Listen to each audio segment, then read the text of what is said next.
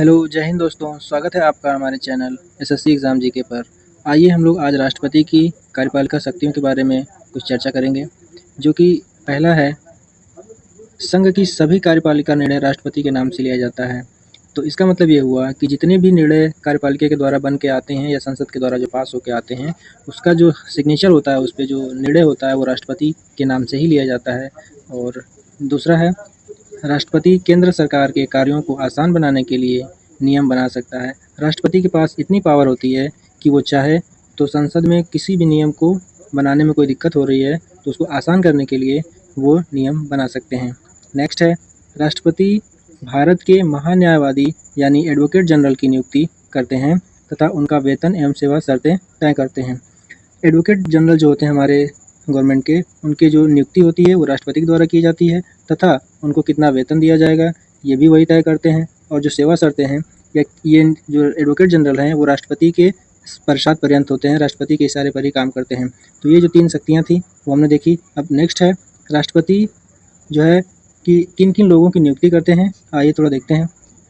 तो पहला जो राष्ट्रपति नियुक्ति करते हैं वो सीएजी की नियुक्ति करते हैं। सीएजी की नियुक्ति करते हैं। सीएजी का मतलब होता है कंप्ट्रोलर एंड ऑडिटर जनरल।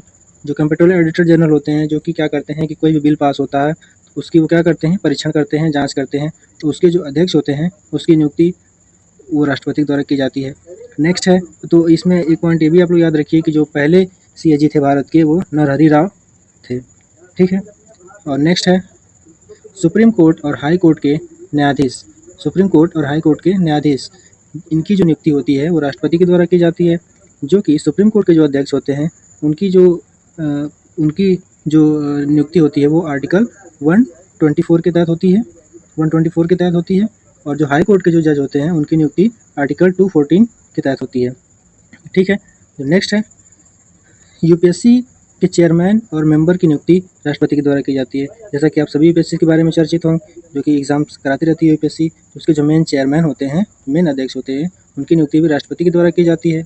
और जो उसमें सदस्य होते हैं, जो यूपीएससी के अंदर और भी सदस्य होते हैं, उनकी भी नियुक्ति राष्ट्रपति द्वारा की जाती है, जो कि हमारे संविधान में आर्टिकल 315 में मेंशन है।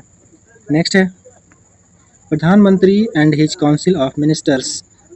प्रधानमंत्री तथा उनके मंत्री परिषद, जो प्रधानमंत्री होते हैं और उनकी जो मंत्री परिषद होती है उनकी भी नियुक्ति राष्ट्रपति के द्वारा की जाती है, जो कि आर्टिकल 74 के तहत मेंशन है हमारे संविधान में। नेक्स्ट है, वित्त आयोग के चेयरमैन एंड मेंबर।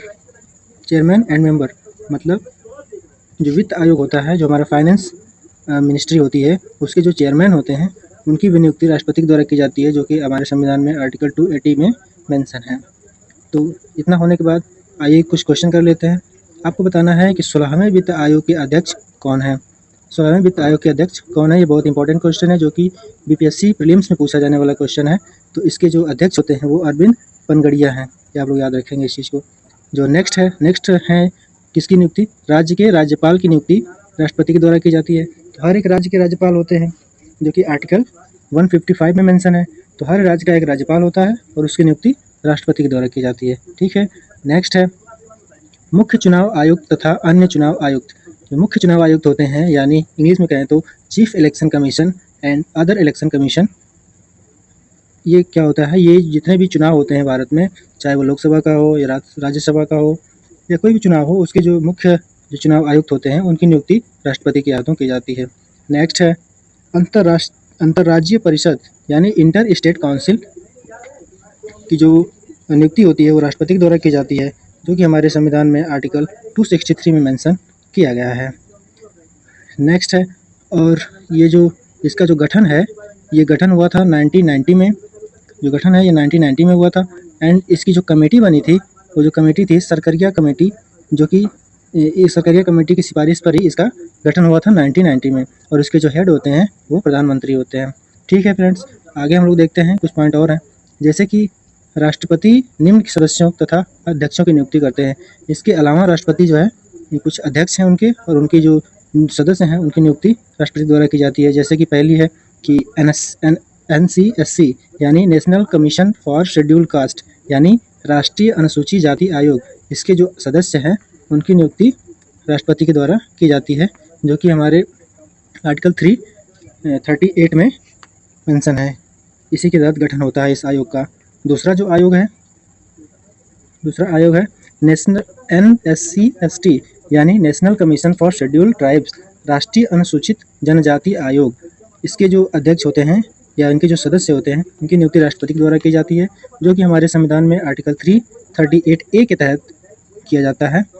और नेक्स्ट है NCBC national commission for backward classes, राष्ट्रीय पिछड़ा वर्ग आयोग। ये जो इसके जो सदस्य होते हैं, इनकी सदस्य की नियुक्ति राष्ट्रपति के द्वारा की जाती है, जो कि हमारे संविधान में आर्टिकल 338B के तहत होती है। आप लोग याद रखेंगे सारे गठन की नियुक्ति 338 के तहत ही होती है, लेकिन उस सेक्शंस हैं 38B, 38A एंड 38। आप लाइन से याद रखेंगे इस चीज़ को। इसका जो गठन होता है इस आयोग का, वो 102 संविधान संशोधन के तहत 2018 में किया गया था। नोट, राष्ट्रपति केंद्र सरकार से कोई भी प्रशासनिक जानकारी ले सकते हैं। राष्ट्रपति के पास इतनी पावर होती है कि अगर वो चाहें तो केंद्र सरकार में कोई भी हो, उससे वो किसी प्रकार की जानकारी ले सकते हैं। और नेक्स्ट है, राष्ट्रपति किसी भी क्षेत्र को अनुसूचित क्षेत्र घोषित कर सकते हैं। अगर राष्ट्रपति चाहें तो भारत के अंदर किसी भी क्षेत्र के, किसी भी स्टेट के अंदर या किसी भी क्षेत्र के अंदर वो चाहें तो उसको अनुसूचित क्षेत्र घोषित कर सकते हैं। अनुसूचित क्षेत्र का मतलब ये होता है कि उसमें उस क्षेत्र को सुरक्षित कर दिया जाता है और उस क्षेत्र में विशेष नियम लागू किए जाते हैं या विशेष योजनाएं लागू कर दी जाती हैं या उनको कुछ विशेष अधिकार दिया जाता है। इस तरह से तो राष्ट्रपति चाहें जिस क्षेत्र को तो उसमें वो लागू कर सकते हैं।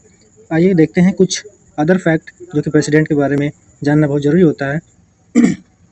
काफ़ी बार एग्जाम में पूछे जाते हैं इस तरह के प्रश्न जो कि हमें पता होने चाहिए।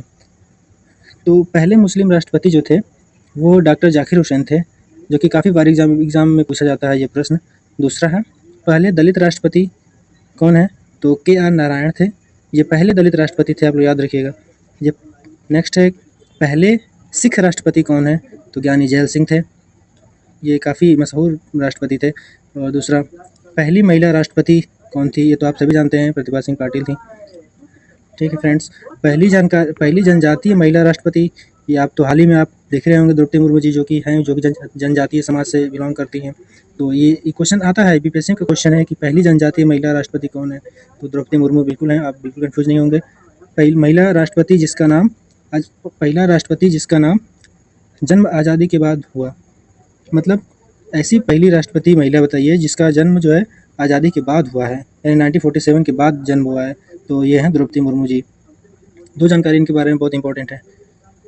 और नेक्स्ट है, मुस्लिम राष्ट्रपति जिसने अपना कार्यकाल पूरा किया, वह राष्ट्रपति बताइए जिसने मुस्लिम रहते हुए भी अपना पूरा 5 साल का कार्यकाल पूरा किया, जो कि थे अब्दुल कलाम जी, जिनके बारे में बहुत कौन नहीं जानता।